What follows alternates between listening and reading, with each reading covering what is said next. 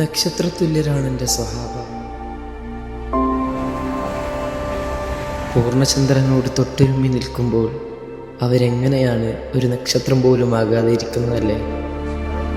മരുഭൂമിയിലൂടെ നടന്നു നീങ്ങുമ്പോൾ ഒരു മരച്ചുവട്ടിലെത്തിയാൽ തല കുനിച്ചു കടന്നു പോകുന്ന അന്നസതങ്ങളോട്, ഹബീബിൻ്റെ പ്രിയപ്പെട്ട സേവകനോട് എന്തുപറ്റി എന്ന് ചോദിച്ച കൂടെയുള്ള ആളുകൾക്ക് അവിടെ നിന്ന് കിട്ടിയ ഉത്തരം പ്രണയമായിരുന്നു.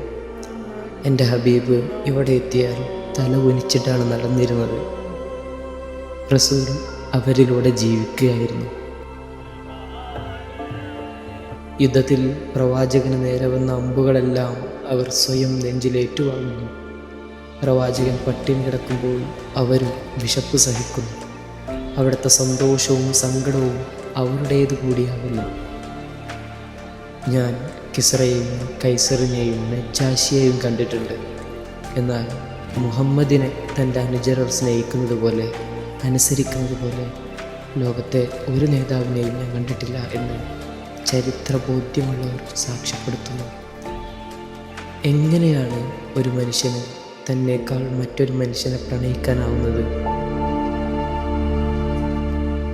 ആ രഹസ്യം തേടിയുള്ള യാത്രയാണിത്. പ്രണയത്തിൻ്റെയും ത്യാഗത്തിൻ്റെയും ധീരതയുടെയും വേദനയുടെയും മരുഭൂമികൾ താണ്ടിയുള്ള യാത്ര.